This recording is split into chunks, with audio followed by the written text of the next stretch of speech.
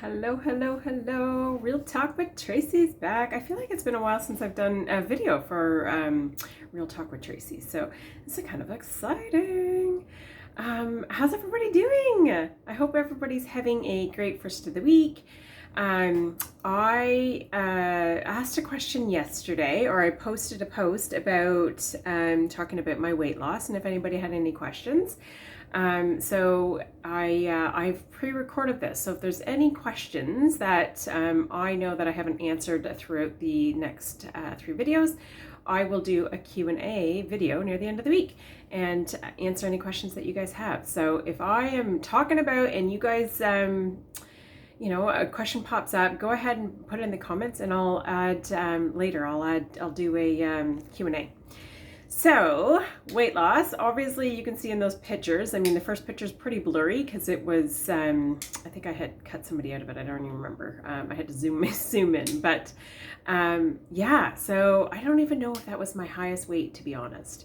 I can honestly say that I have always struggled with my weight, always. I remember as a teenager not being able to shop in the quote unquote, brand name clothing stores. I remember once I had a dear cousin who showed me about the plus size section in, I believe it was Zellers at the time, that I had no idea. I just remember I was going shopping for my birthday and I was just at a loss because anything that I went into stores wise, there was nothing that fit me. And I remember just having this, and I don't even know that she'd even remember this moment, but I remember her taking me. I don't know if we met up at the mall. I don't even know how it worked, but she ended up taking me to the plus size section in Zellers. And I thought, oh my God, I've hit the jackpot. I mean, yeah, I'm not wearing the brand name that everybody else is wearing, but I've got clothes that will fit. So I can remember as far back as I can go, probably, 12, 13, that age group. As a young child, I was super skinny. I was like the fastest runner. I was always on the go.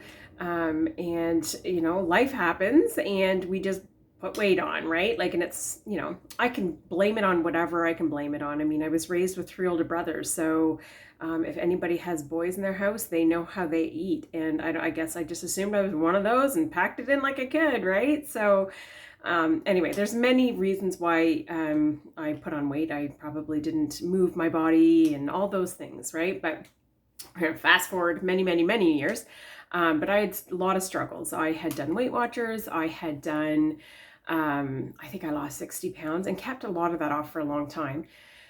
I've done a lot. I've done a lot of exercise programs. I've done a lot of just different things. And then I came to a point in my life where everything I was doing to try to lose the weight was like counterintuitive, like nothing was working. The bigger I got, like I was exercising 3-4 times a week and I was doing like hardcore kickboxing. I was doing weight training. You name it, I was doing it. Not so much cardio because I've never been a cardio lover.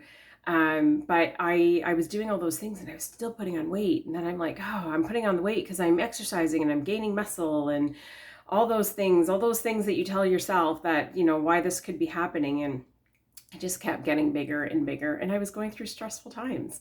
My dad was getting sick, right? And they lived a distance away from me. So it's not, I was very, being able to go back and forth as often as I'd like, or those types of things. So there was that kind of stress. I was in an unhealthy relationship, but at the time I just didn't see the light of getting out being the solution to that. But so there was just that unhappiness, which, does not help. Not necessarily that I ate more, but I did less and my emotions were all over the place. And let's be honest, when your emotions are all over the place, your body just has wacky things.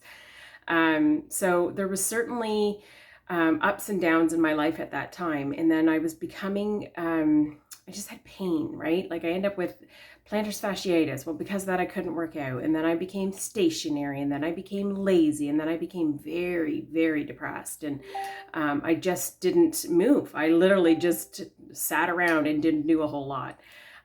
So as that crept up, there was other things. It was like my back. It was, you named it. And then I even went as far as having my tubes tied, thinking, okay, that's the reason I'm gaining the weight, because there's no other reason. Like, I hadn't been really changing what I was eating. Now, mind you, at this point, I was probably, depressed and sitting on the couch all the time. So I was trying everything. I legit thought, like my IUD, maybe that was the reason, right? I was trying everything to make a difference and nothing was working. And I could feel myself swallowing in this hole of depression. And I knew that I had to do something, and I knew I had to do something like, I don't know, drastic. Well, drastic because it was huge.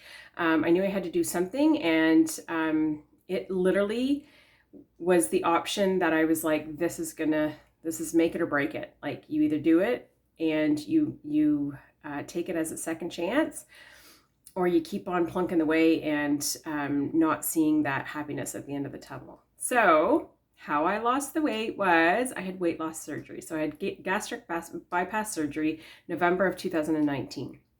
So it took me a lot to make that decision. And then once you make that decision, it actually is almost a full year before you would come up to be able to even have the surgery. And through that, you have, there's counseling, there's appointments after appointments. If you had any medical stuff, they deal with that first. Like, I had to do a sleep apnea test, and there's a lot of different loops and hoops you have to complete to go through. And I think on top of that, it gives you that motivation. And it's a big lifestyle change. So you just don't want to jump in and be like, a month later, yeah, this is what I want to do, right? You need to be able to know the ins and outs, what to expect, all those things. So the year definitely, I needed. Anybody that's going through this or has gone through it, that year is very important.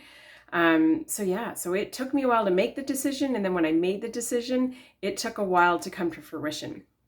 And it was a lot of work. It was a lot of work, a lot of self-discovery, a lot of, trying to change up your patterns. Because with the gastric bypass, anybody that doesn't know, what they do is they take your stomach from a normal size stomach and they smallen it, make it smaller, obviously, but they also reroute your intestines. So in doing so, there's a lot of changes. One, you obviously can't eat enough, or two, there's certain things they like you to avoid. So you try to cut those things out of your diet at the beginning. And then, obviously it would help long term, right? Once you set a habit, those are habit building times, right? So, and then just before surgery, I think I only had 2.5 weeks, but it depends on your weight and whatever, but they put you on basically a liquid diet for mine was 2.5 weeks prior to surgery. So I had meal replacement shakes 4 times a day.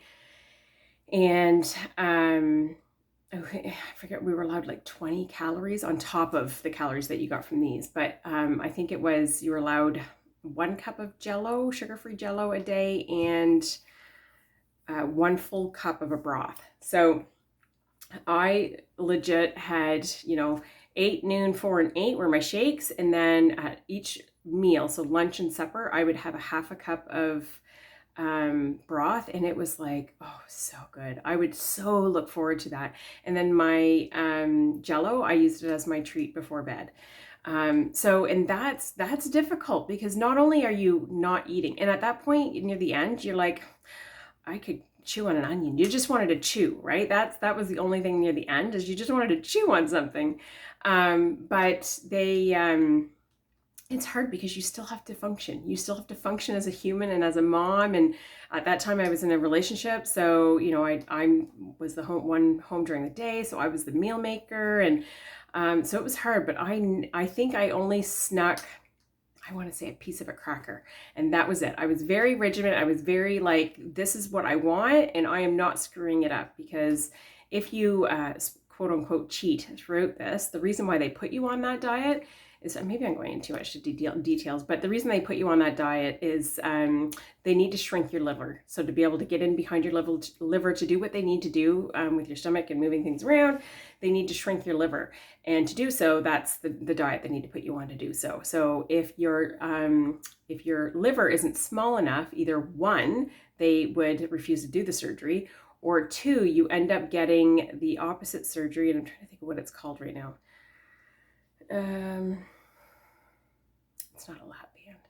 I can't think of the name of it right now. It's lost. I've lost, but your stomach would then be shaped more of a banana, and it wouldn't be as small, and they don't reroute the intestine. So your weight loss would be slower, and sometimes it's harder to maintain, those types of things. So I desperately did not want that to happen. So I was very regimented. So that, it was hard, right? And then you go through the surgery. I was lucky, and yeah, it took me a little bit to recoup in terms of pain, because you have spots all over your place, but I did very well. I honestly have said through all of this that I have stomach of steel, which is good and bad. Some people can tolerate anything and everything, and some people cannot tolerate anything. So there are certain foods that I definitely can eat that make me feel extremely nauseous, or something like bread would then feels like it blows up in your stomach, and you're just that, not even full. I don't even know what that feeling, but it's just like putting I don't know, like a marshmallow in a piggy bank. Like it's just stuffed, like just that blah feeling. So there's that. And there's people that if they even have a bite of something sweet, they get, they have sweats and all those things. Unfortunately, that didn't happen to me. I kind of wanted it to, because I do have a sweet tooth. But I try to do my best now, because I am able to tolerate most things. I try to do it in moderation. And that was obviously a key element that I wasn't probably doing before, is trying to be less restrictive and more in moderation. And so that was like a huge thing for me. So I try not to beat myself up when I have something that's, let's say, not on the, healthy kick, and just kind of go with the flow of my day, and going for the flow of your energy. So guys, it took me until this process to figure out, there's days where I could eat like there was no tomorrow all day long. Come to find out, 90% of those days is because I'd either worked the night before, or I didn't sleep here, and I just wasn't sleeping at work. So I was tired. That's what the problem was. It wasn't that I was hungry. I was trying to refuel myself to make up for the fact that I was super tired. Every Thursday, that's what I would, because my Wednesday nights, I never sleep well at work. Every Thursday, it was like, and then of course, you put your cycle in and around that, and holla, you're just beating yourself up all the time, right? So there's so many different things that you learn across the journey, right? You really start paying attention about, what your body wants, what it needs, why does it need that? Not just, with the hunger cues. Some people don't even get their hunger cues back. So yeah, there's so many different things that you really have to fine tune and pay attention. And that, I think, because of all this is when I started doing this self-discovery and, really trying to get in tune with my body and my mind and my emotions and all those things. I am rambling. I just looked on and it's 13 minutes. I'm sorry, everyone. And I will wrap this section up, but we'll have more conversations about different things. But I could talk about this weight loss journey forever, because it's a journey that I am blessed to have gone on for sure, and continue to go on. So making the decision was not easy. Was it the best decision I ever made? 100%. I would not change it. There's been some ups and downs, let me tell you, in these last few years. But I certainly would not change that dynamic. I think that is what has blossomed me to be, who I am today. And it's not just because of the weight loss. And we'll talk about that in the next video. So stay tuned tomorrow, guys, and we'll chat some more. Bye, guys.